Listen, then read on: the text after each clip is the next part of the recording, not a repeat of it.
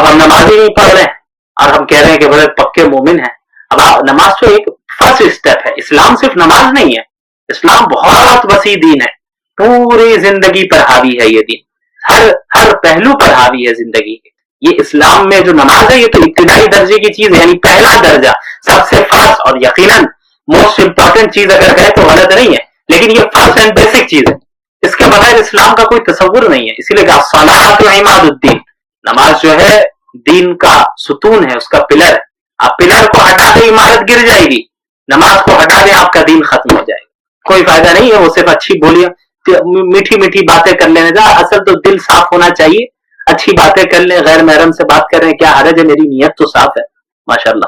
تو بے نمازی کے متعلق یہ یاد رکھیں کہ فقہا کے درمیان اختلاف ہے کہ وہ مومن ہے یا کافر ہے. فقہا حنابلہ امام احمد بن حنبل رحمۃ اللہ علیہ کے نزدیک وہ شخص جو جان بوجھ کر نماز چھوڑتا ہے وہ کافر ہے. اسے نہ ہی غسل دیا جائے گا, نہ ہی اس پر اس کی نماز جنازہ پڑھی جائے گی, اور نہ ہی اسے مسلمانوں کے قبرستان میں دفنایا جائے گا. ان کی دلیل کیا ہے؟ آپ صلی اللہ علیہ وسلم نے فرمایا من ترک الصلاۃ متعمدا فقد کفر, کہ جس نے جان بوجھ کر نماز ترک کی اس نے کفر کیا.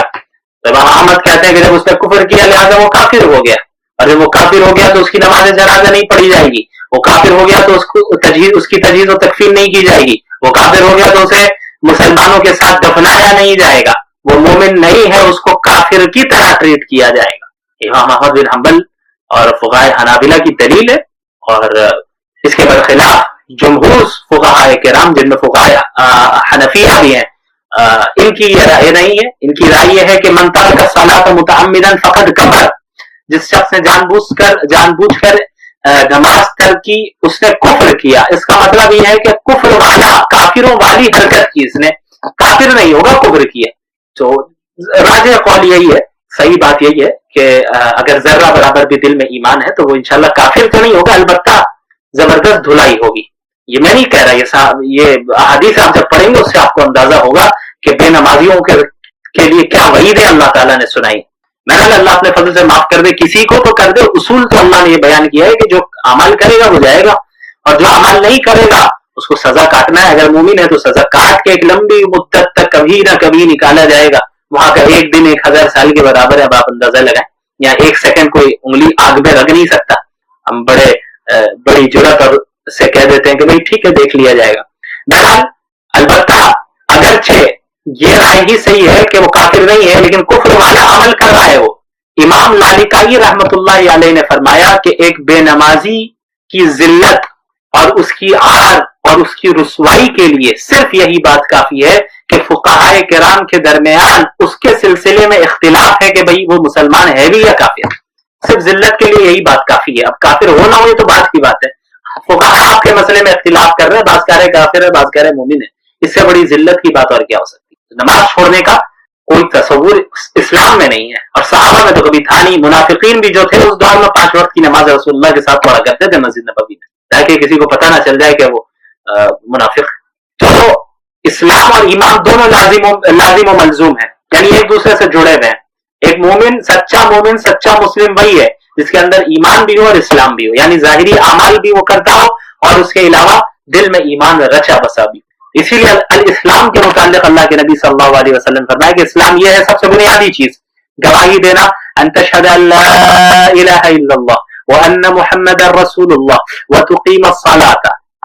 سب سے پہلی چیز کہ تم اس بات کی گواہی دو کہ اللہ کے سوا کوئی خدا نہیں ہے اور محمد اللہ کے رسول ہیں. یہ سب سے بنیادی چیز ہے کہ جب ایک بندہ اس چیز کو تسلیم کرتا ہے, اس کی گواہی دیتا ہے, تو وہ بندہ کیا ہے, وہ اب اسلام میں داخل ہو جاتا ہے. سب سے پہلی اور بنیادی چیز لا الہ الا اللہ, کوئی خدا نہیں ہے سوائے اللہ کے. اللہ کو تنہا ماننا, اللہ کے ساتھ کسی کو شریک نہیں کہنا, اور محمد صلی اللہ علیہ وسلم کو اللہ کا سچا رسول ماننا. علامہ ابن القیم رحمہ اللہ نے فرمایا کہ جب تک تم نماز میں ہو تب تک تم اللہ کے دروازے کو کھٹکھٹا رہے, اور جو شخص بھی بادشاہ یعنی اللہ کے دروازے کو کھٹکھٹاتا ہے وہ دروازہ ضرور. ان الصلاۃ تنہی عن الفحشاء والمنکر, یقیناً نماز فحش چیزوں سے, بے حیائی سے اور گناہوں سے روکتی ہے. نماز ایک ایسا عمل ہے جو انسان کا رخ تبدیل کر دیتی ہے. نماز انسان کو ایک نیا رخ دیتی ہے. نماز اس کے دل و دماغ سے گندگی کو نکال دیتی ہے اور اسے ایک نیا ذہن عطا کرتی ہے اور اسے ایک نیا ذوق اور نیا جذبہ دیتی ہے، بشرط یہ کہ یہ نماز حقیقی نماز ہو.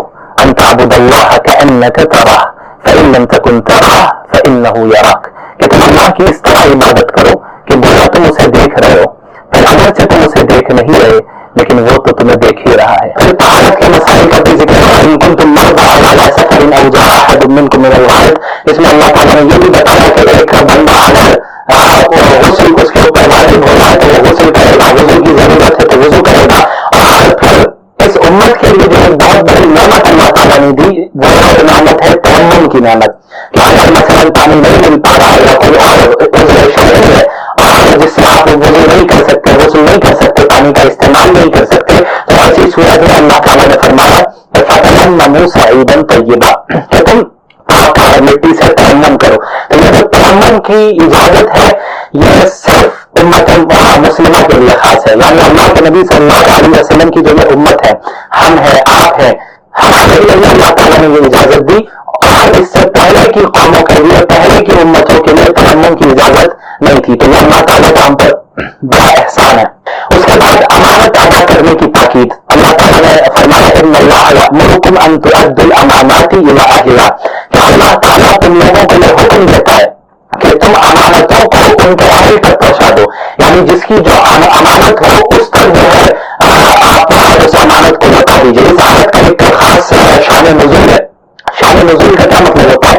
ایک خاص واقعہ ہے جس کی وجہ سے اور جس کے پیش نظر اللہ تعالیٰ نے اس آیت کا نزول فرمایا. تھا کہ ہجرت سے پہلے اللہ کے رسول صلی اللہ علیہ وسلم مکہ المکرمہ میں تھے.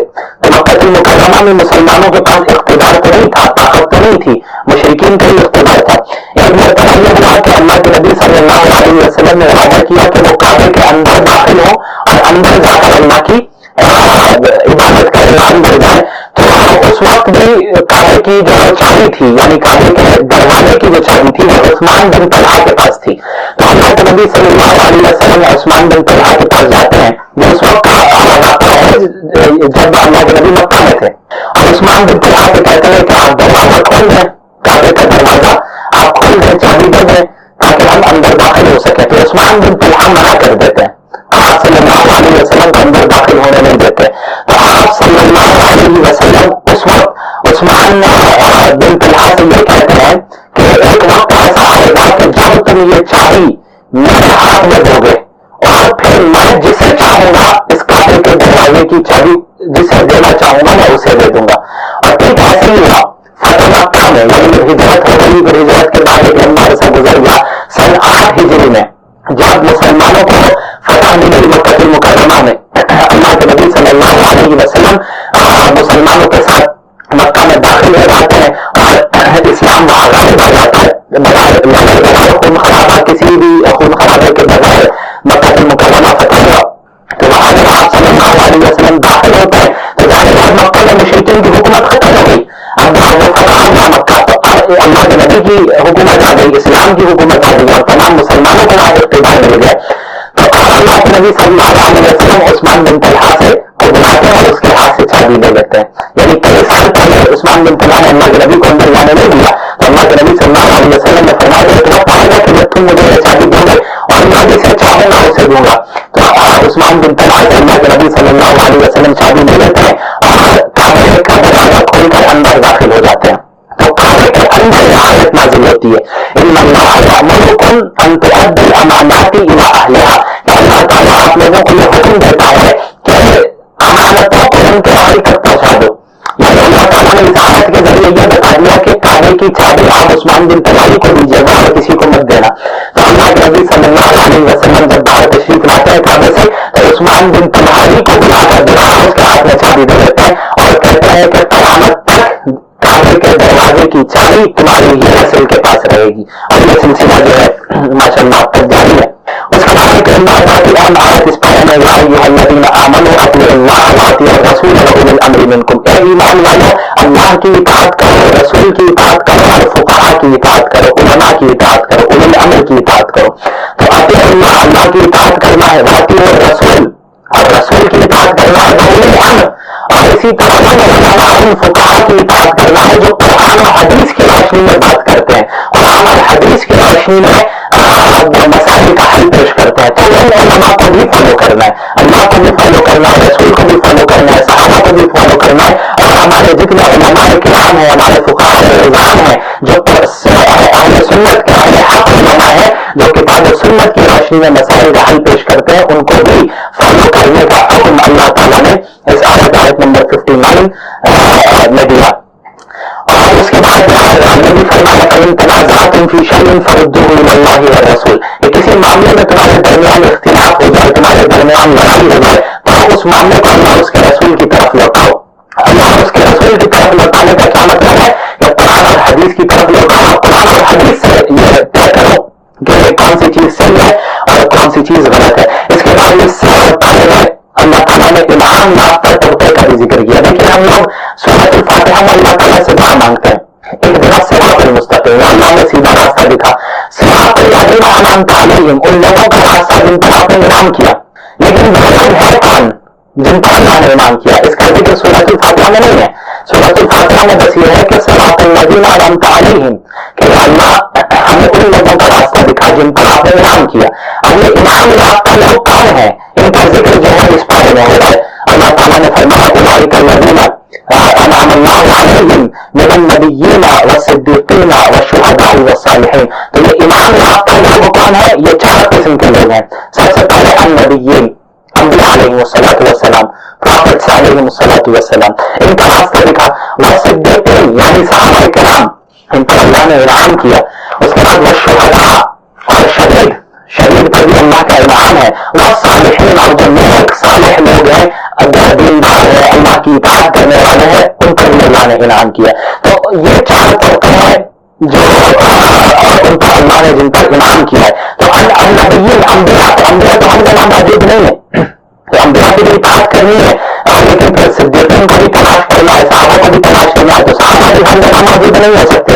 تو شہداء کے اوپر بھی اللہ نے فرمایا کہ ان پر بھی ہم نے انعام کیا ہے جو شہید ہوتے ہیں اللہ کے راستے میں. تو ہر جگہ شہداء بھی موجود نہیں ہے، تو اللہ نے یہ بھی فرمایا کہ صالحین جو ایسا طبقہ جن پر اللہ نے انعام کیا، نیک لوگ، ہمارے سلف صالحین ہو یا آج کے دور میں جو ہمارے علماء ہو اور نیک ہو، دیندار ہو، ان کو بھی ہمیں ان کے راستے کو فالو کرنا ہے. یہ نیک لوگ ہر جگہ مل جاتے ہیں.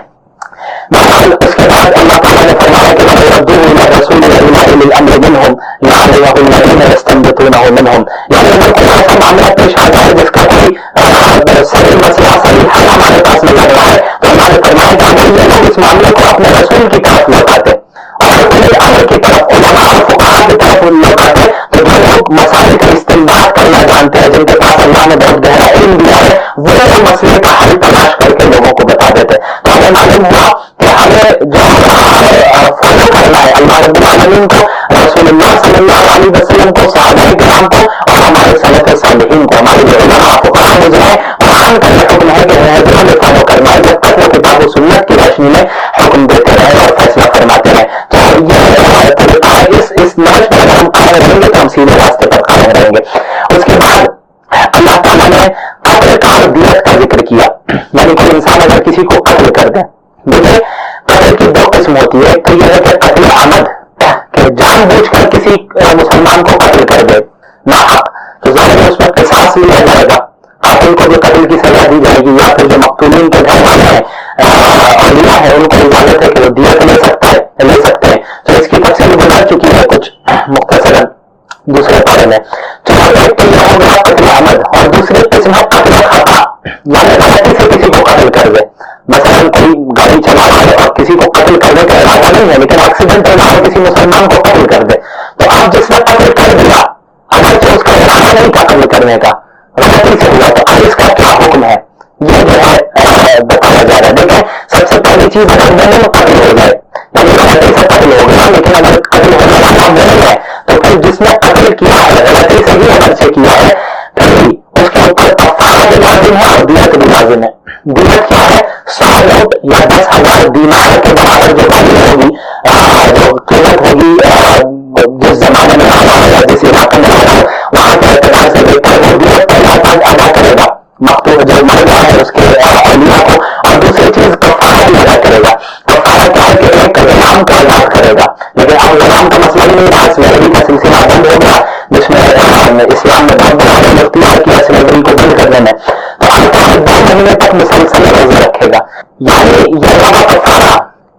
کی جان لے لینا. اگرچہ آپ نے غلطی سے بھی قتل کیا لیکن یہ کوئی معمولی بات نہیں ہے. ایک مومن کی خون کی بڑی اہمیت ہے اللہ کے نزدیک. لہٰذا جو غلطی سے اس نے قتل کر دیا ہے, غلطی سے قتل کرنے کے باوجود دیت بھی دے گا اور کفارہ 2 مہینے تک روزے بھی رکھے گا. اچھا ایک مومن اگر دار حرب میں ہے, دار حرب کسے کہتے ہیں؟ ایسی جگہ جہاں پر اسلامی نظام بھی قائم نہ ہو اور مسلمان اور مشرکین کے درمیان جنگ جاری ہو, امن بھی قائم نہ ہو, جنگ چل رہی ہو, ایسی جگہ کوئی ہو, وہاں پر اگر کسی مومن کو غلطی سے قتل کر دے تو صرف کفارہ ہے, دیت نہیں دینا ہوگا, صرف کفارہ ہے جو ہے کہ 2 مہینے تک روزہ رکھے گا. اسی طرح اگر کسی ذمہ کو قتل کیا, ذمہ کسے کہتے ہیں؟ اسلامی حکومت جب قائم ہو گئی تو آپ اس میں مسلمان بھی رہنے والے ہیں اور بہت سے ایسے نان مسلم بھی رہنے والے ہوں گے جو امن و امان چاہتے ہیں اور وہ اسلامی حکومت سے یہ معاہدہ کریں گے, یہ عہد لیں گے کہ ہم آپ کے قوانین کو فالو کریں گے, آپ میری جان اور مال کی حفاظت کی ذمہ داری دیجیے اور ان کو ان کے دین پر, ان کے ریلیجن پر عمل کرنے کی اجازت دی جائے گی. اسلامی حکومت کا یہ نظام ہے کہ اسلامی حکومت قائم ہو جائے گی تو مسلمان کے ساتھ, اور جو نان مسلم جو ہے ان کو کیا ہوگا کہ وہ اسلامی حکومت یہ آپشن دے گی کہ آپ کی ہم حفاظت کریں گے, آپ کی جان کی بھی حفاظت ہوگی, آپ کے مال کی بھی حفاظت ہوگی اور آپ کو کوئی زبردستی نہیں کیا جائے گا کہ زبردستی مسلمان بنایا جا رہا ہے جیسا کہ بعض لوگ کرتے ہیں, مذاہب میں زبردستی داخل کر جاتے ہیں. تو اسلام نے تو نہیں سکھایا, اسلام میں ایسا نہیں ہوگا, آپ اپنے مذہب میں کرنا چاہتے ہیں لیکن آنا چاہتے ہیں, لیکن ہم جو آپ کی حفاظت کریں گے اس کے بدلے میں آپ کو ٹیکس دینا ہوگا کیونکہ اسلامی حکومت آپ کی حفاظت کر رہی ہے. تو ایسے شخص کو ذمہ کہتے ہیں. تو ذمہ کا بھی وہی حق ہوتا ہے جو عام مسلمان کا حق ہوتا ہے اسلامی حکومت میں. تو غلطی سے کسی ذمہ کو قتل کر دیا, یعنی ایسے نان مسلم کو قتل کر دیا جو کہ اسلامی حکومت میں پناہ لے کر ہے, وہ اور اس نے جو ہے حقوق کی, یعنی اس کو بھی مسلمانوں کے حقوق مل گئے, وہ اسلامی حکومت کو ٹیکس بھی پے کر رہا ہے, تو اس کو غلطی سے قتل کر دیا تب بھی دیت اور کفارہ دینا ہوگا. اس کے بعد پھر صلاۃ الخوف یا صلاۃ القصر کا ذکر ہے کہ جنگوں میں کیا ہوا کرتا تھا کہ تم اس بات کا اندیشہ رہتا تھا کہ نماز پڑھتے ہوئے کوئی دشمن حملہ کر دے, اس لیے اللہ تعالیٰ نے اس کی اجازت دی تھی کہ نماز میں قصر کر لیں, یعنی 4 ہے تو 2 رکعت پڑھ لیں, 4 کے بجائے 2 ہم سفر میں کرتے ہیں. تو اب اگرچہ خوف نہ بھی ہو, اگرچہ دشمنوں کا اندیشہ نہ بھی ہو, یہ حکم ہمیشہ کافی رہے گا کہ سفر شرعی مسافر جو ہوگا وہ جو ہے نمازوں میں کیا کرے گا, قصر کرے گا, 4 رکعت والی نماز کو 2 رکعت پڑھے گا اور 3 کو 3 ہی پڑھے گا. ایسا نہیں ہے کہ 3 کو 2 پڑھے گا اور 1 پڑھے گا, 2 پڑھے گا, ایسا ہی. قصر صرف 4 رکعت والی نمازوں میں, ٹھیک ہے. اس کے بعد اللہ تعالیٰ نے فرمایا وَمَن يُشَاقِقِ الرَّسُولَ مِن بَعْدِ مَا تَبَيَّنَ لَهُ الْهُدَىٰ وَيَتَّبِعْ غَيْرَ سَبِيلِ الْمُؤْمِنِينَ نُوَلِّهِ مَا تَوَلَّىٰ وَنُصْلِهِ جَهَنَّمَ وَسَاءَتْ مَصِيرًا. اس میں بڑا اہم جرم کا ذکر ہے. سب سے پہلا کہ جو رسول اللہ کی مخالفت کرے گا, ٹھیک ہے, اور دوسری چیز جو مومنین کے راستے کو چھوڑ کر کوئی اور راستہ اختیار کرے گا تو اس کی سزا کیا ہے, اس کے لیے نصلیہ جہنم, اس کے لیے جہنم ہے, وہ جہنم میں جلے گا. تو 2 جرم بیان کیے گئے. ایک ہے کہ مخالفت رسول, آپ صلی اللہ علیہ وسلم کی خلاف ورزی کر رہا ہے, آپ صلی اللہ علیہ وسلم کی مخالفت کر رہا ہے, یہ ایک سزا ہے, یہ ایک جرم ہے. دوسرا جرم, جن چیزوں پر تمام مسلمان نے اتفاق کر لیا ہے, تمام مسلمان متفق ہو چکے ہیں, اس امت مسلمہ کا اتفاق ہو گیا ہے, اس میں اجماع قائم ہو گیا ہے, اس چیز کو چھوڑ کر کے راستہ بندہ اختیار کر رہا ہے تو وہ پھر جہنم والا راستہ اختیار کر رہا ہے. تو اس آیت سے اجماع امت بھی ثابت ہوتا ہے, یعنی کوئی کسی ایسی چیز ہو, کوئی بھی ایسی چیز ہو جس پر پوری امت کا اتفاق ہو جائے, پوری امت اسے قبول کرنے والا اپنے درمیان اس میں عمل کرنے لگے, تو وہ ایسی چیز ہوگی جس کو ایک دینی حیثیت مل جائے گی کہ پوری امت نے اس کو قبول کیا تو پوری امت غلامی پر جمع نہیں ہو سکتی. اور امت نے جس چیز کو قبول کر لیا ہے, اس امت کا جس چیز پر اتفاق ہو گیا ہے, سب نے اگری کر لیا ہے مسلمانوں نے, تو پھر اگر کوئی مسلمان یا کوئی بھی شخص اس راستے کو چھوڑ کر کوئی الگ سے راستہ اپنا اختیار کر رہا ہے تو یہ بڑے خطرے کی بات ہے, یہ جہنم کی سزا ہے. اس کے بعد منافقین کا ذکر ہے, ان کی جو ذہنی کیفیت رہتی ہے کہ وہ کس طرح کنفیوژن میں مبتلا رہتے ہیں, پریشان رہتے ہیں, اس کا ذکر ہے مذبذبین بین ذلک لا الہ الا اللہ ولا الہ الا اللہ, کہ جو منافقین ہوتے ہیں وہ بالکل کنفیوژن میں رہتے ہیں, تردد میں رہتے ہیں, نہ ہی کافروں کی طرف مائل ہوتے ہیں, نہ ہی کافر کو کھاتے کھلے پڑتے, نہ ہی مسلمان پڑھتے. یعنی منافق کون ہوتا ہے, جو دل میں کفر کو چھپا ہوا ہوتا ہے لیکن ظاہری طور پر وہ مسلمان بن رہا ہوتا ہے مسلمانوں کے سامنے. تو ان کی کیفیت یہ ہوتی ہے کہ نہ ادھر کے رہے نہ ادھر کے رہے, اللہ تعالیٰ نے ان کی ذہنی کیفیت کو بتایا. اچھا اس پارے میں 5ویں پارے کے آخر میں جو آخری عادت ہے اس میں اللہ تعالیٰ نے بہت ہی بہترین بات ارشاد فرمائی ہے اور اللہ کے عذاب سے بچنے کا نسخہ بتا دیا. اللہ نے فرمایا ما يفعل الله بعذابكم ان شکرتم وآمنتم، کہ اگر تم مومن بن جاؤ اور اللہ کی نعمتوں کا شکر ادا کرنے لگو تو اللہ تمہیں عذاب دے کر کرے گا کیا؟ یعنی اللہ کو تمہیں عذاب دے کے کرنا کیا ہے؟ بس تم مومن بن جاؤ، اللہ کے شکر گزار بندے بن جاؤ. تو کتنی بہترین بات ہے. اللہ تعالیٰ ہمیں عذاب دینا نہیں چاہتا لیکن ہم خود ایسے عمل کر رہے ہیں کہ ہم سزا کے مقیم اور مستحق ہوتے ہیں.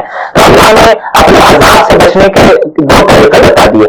یعنی دونوں چیزوں کا ہونا ضروری ہے، اس کے بغیر نجات ممکن نہیں ہے، اللہ کے عذاب سے بچنا ممکن نہیں ہے. ان شکرتم وآمنتم، ایک تو یہ کہ ایمان لے آؤ، عقائد اپنے درست کر لو، بلیفس اپنے درست کر لو، اللہ اس کے رسول اور تمام انبیاء پر ایمان لانا اور جو بھی اسلام کے بنیادی عقائد ہیں ان کو اختیار کر لو تو مومن ہو گئے تم. اس کے بعد ان شکرتم، تم اللہ کے شکر گزار بندے بن جاؤ. یعنی اللہ کی جتنی نعمتیں ہیں ان پر اللہ کا شکر ادا کرو، اور شکر بھی محض زبانی نہ ہو. شکر ادا کرنے کا مطلب یہ ہوتا ہے کہ انسان کے اعمال بھی درست ہو جائے. اچھے اعمال جب انسان کر رہا ہے تبھی صحیح معنی میں وہ اللہ کا شکر ادا کر رہا ہے. اگر اللہ کی نافرمانی مستقل کر رہا ہے تو اللہ کا شکر کیسے ادا کر سکتا ہے؟ بس زبان سے بن جانا کافی نہیں ہے. تو اللہ نے فرمایا ما يفعل الله بعذابكم ان شکرتم وآمنتم، اللہ کو تمہیں عذاب دے کے کرنا کیا ہے؟ اگر تم مومن بن جاؤ، شکر گزار بندے بن جاؤ. تو ہمیں اللہ تعالیٰ ان لوگوں میں داخل فرمائے کہ اللہ تعالیٰ ہمارے عقائد کو بھی درست فرمائے، ہمارے ایمان کو بھی مضبوط فرمائے اور اپنا شکر گزار بندہ بنائے. آج کے پارے کا خلاصہ مکمل ہوتا ہے. وآخر دعوانا ان الحمد للہ رب العالمین.